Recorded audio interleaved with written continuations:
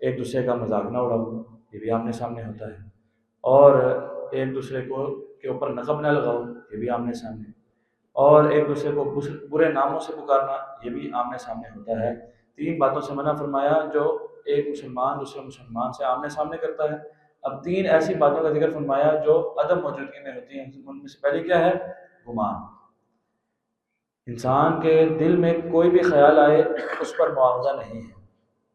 جو خیالات اور وساوس انسان کے دل و دماغ میں چلتے ہیں ان پر کوئی گناہ نہیں ہوتا، لیکن بعض وساوس اور بعض چیزیں ایسی ہیں جن کا تعلق دل و دماغ کے ساتھ ہے لیکن ان پر گناہ ہوتا ہے، جن میں سے ایک گمان ہے۔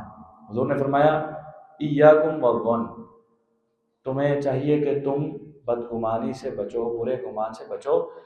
فإن أكذب الحدیث فإن الظن أكذب الحدیث، کہ بے شک یہ جو گمان ہے، بدگمانی کرنا ہے، یہ سب سے زیادہ جھوٹی بات ہے۔ گمان کیا ہے؟ انسان ایک ہے علم کی ضد ہے گمان، یعنی ایک چیز یقینی طور پر سامنے نہیں آئی، ایک چیز یہ ہے کہ انسان اپنی آنکھوں سے دیکھ لے، کانوں سے سن لے اور گواہ مل جائے، تو یہ ہے علم۔ لیکن ابھی نہ گواہ ہے، نہ آنکھوں سے دیکھا ہے، نہ کانوں سے سنا ہے، بس ویسے ہی خیال کر لیا کہ ایسے ہوگا۔ اور یہ انسانوں کے اوپر شیطان کا جو بڑے وار جو چل جایا کرتے ہیں ان میں سے ایک یہ ہے کہ انسان دوسرے انسان کے بارے میں ویسے گمان کر لیتا ہے یہ ایسے ہی ہوگا، اس نے یہی کیا ہوگا، یہ ایسا ہی ہوگا، اس نے فلانا کام کیا ہوگا، یا یہ ایسے سوچتا ہوگا، یا یہ تدبیر کر رہا ہوگا، یا یہ چال چل رہا ہوگا۔ خود ہی سے شیطان ادھر بھی کام کر رہا ہوتا ہے، ادھر بھی کام کر رہا ہوتا ہے، دونوں طرف جب لاوا بن جاتا ہے تو تعلقات تباہ ہو جاتے ہیں، معاملات تباہ ہو جاتے ہیں۔ اس لیے حضور نے فرمایا کہ یہ جو گمان اور بدگمانی ہے یہ سب سے جھوٹی بات ہے، یہ سچ نہیں، اس میں کوئی سچائی نہیں جب تک علم پکا نہ ہو جائے، پختہ نہ ہو جائے۔ دوسری چیز جسے منع کیا، وَلَا تَجَسَّسُوا، ایک دوسرے کی جاسوسی نہ کیا، ایک دوسرے کے پیچھے نہ پڑو کہ وہ کیا کر رہا ہے کیا نہیں کر رہا، میں دیکھوں یہ کیا کرتا ہے کیا نہیں کرتا۔ ہر انسان کی اپنی قبر ہے، ہر انسان کی اپنی آخرت ہے، ہر انسان نے اللہ رب العزت کو اپنا جواب دینا ہے، کوئی کسی کا مکلف نہیں ہے۔ ہاں یہ ضرور ہے کہ اگر کسی کی برائی آپ کے علم میں ہے، احسن انداز ہے، ادعو الی سبیل ربک بالحکمہ والموعظۃ الحسنہ، رب تعالیٰ کی طرف حکمت کے ساتھ اچھے انداز سے دعوت دیں، یہ تو ٹھیک، لیکن پیچھے ہی پڑ جانا کہ کیا کرتا ہے کیا نہیں کرتا، اس کے شب و روز کی جاسوسی کرتے رہنا، یہ ٹھیک نہیں ہے، اس کی اجازت نہیں ہے، رب تعالیٰ نے اس کو بھی حرام قرار دیا ہے۔ الا یہ کہ ریاستی کو ضرورت ہے، ریاست یہ کام کر سکتی، ریاست کی ضرورت ہے، اس نے امن و امان قائم کرنا ہے، یا دشمن کو اگر چال چل رہا ہے تو دشمنوں کی جاسوسی کرنا یہ ریاست کی ذمہ داری یا مجبوری ہوتی ہے، لیکن عام آدمی ایک مسلمان دوسرے مسلمان کی جاسوسی کرے تو یہ حرام ہے۔ وَلَا يَغْتَبْ بَعْضُكُمْ بَعْضًا، تیسری چیز جسے منع کیا، ایک دوسرے کی عدم موجودگی میں غیبت نہ کرو، غیبت نہ کرو۔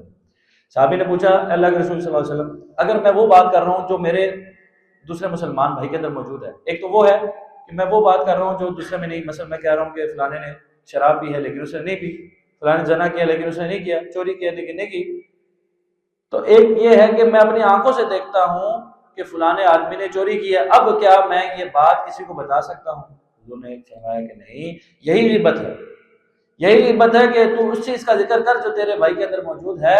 ذکر کا اخاک بما یکرہ، غیبت کا جو اصل ڈیفینیشن ہے وہ یہ ہے اس انداز سے اپنے بھائی کا ذکر کرنا جس کو وہ ناپسند جانے۔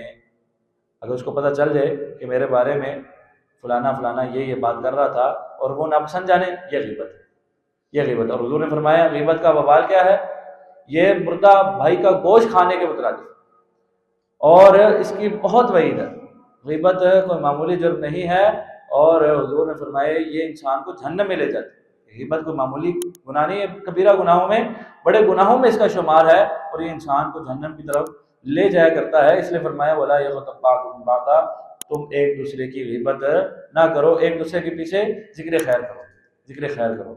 ہم اپنے سورہ توبہ جو پڑھ کے آئے تفسیر کے سبق میں، تو اس میں ہم نے دیکھا کہ کعب بن مالک اور دیگر صحابہ کرام جو 3 غزوہ تبوک سے پیچھے رہ گئے تھے، تو جب حضور کے پاس ان کے بارے میں ذکر ہوا تو بعض نے کہا کہ انہیں تو دنیا نے پیچھے روک دیا ہے، حالانکہ حقیقت وجہ یہی تھی، لیکن بعض صحابہ اٹھے اور انہوں نے ان کا دفاع کیا کہ نہیں، ہم جانتے ہیں وہ نیک لوگ ہیں، وہ اس وجہ سے نہیں رکے، اگر وہ رکے ہوں گے تو کوئی ان کی مجبوری ہوگی۔ اگر آپ کے سامنے بھی، میرے سامنے بھی کوئی غیبت کر رہا ہے کسی کی، تو ہم اس کو روک دیں، ہم اس کو روک دیں۔ غیبت کرنا بھی جرم ہے، غیبت سننا بھی جرم ہے، اور اگر کوئی کسی کی غیبت کر بیٹھے تو اس کا علاج پھر اور کفارہ کیا ہے؟ اپنے لیے اور اس کے لیے دعائیں مغفرت، اللہ مجھے بھی بخش دے، اس کو بھی بخش دے، اللہ مجھے معاف کر دے کہ میرے سے غیبت ہوئی، اور اگر اس سے کوئی گناہ ہوا ہے تو اللہ اس کو بھی معاف فرما دے۔ امام بخاری رحمہ اللہ فرماتے ہیں میں نے جب سے غیبت کی وعید سنی ہے وہ دن اور آج کا دن میں نے کبھی کسی کی غیبت نہیں کی۔ سبحان اللہ، کتنا مشکل کام، غیبت سے بچنا بہت مشکل کام۔ بڑے بڑے ہم نے دیکھا نیک لوگ، علماء کرام اور بڑے بڑے یعنی دیندار لوگ، عبادت گزار لوگ غیبت سے نہیں بچ پاتے ہیں۔ تو غیبت کے حوالے سے جو وعیدیں ہیں وہ اپنے سامنے رکھنی چاہیے، معمولی جرم نہیں ہے، اس سے بچنا بہت ضروری ہے۔ ایحب احدکم ان یاکل لحم اخیہ میتا، کیا تم میں سے کوئی یہ پسند کرے گا کہ اپنے مردہ بھائی کا گوشت کھائے؟ کوئی بھی نہیں پسند کرے گا۔ فکرہتموہ، جب تم اسے ناپسند جانتے ہو، فاتقوا اللہ، تو پھر اللہ سے ڈر جاؤ، واتقوا اللہ، اللہ سے ڈر جاؤ، اللہ کا تقوی اختیار کرو کہ اس کی طرف تم نے جانا ہے۔ ان اللہ تواب الرحیم، اللہ بہت زیادہ توبہ قبول کرنے والا اور بہت زیادہ رحم کرنے والا ہے۔ اگر یہ گناہ پہلے ہوئے ہیں تو اللہ سے توبہ استغفار کرو، آئندہ ہو جائیں توبہ استغفار کرو کہ یہ معمولی گناہ نہیں ہے۔ رب تعالیٰ سے دعا ہے رب تعالیٰ ہمیں ان آداب کو اور ان معاشرتی پیارے پیارے اصولوں کو اپنی زندگیوں میں ڈھالنے کی توفیق عطا فرمائے۔ وما توفیق الا باللہ، علیہ توکلت و الیہ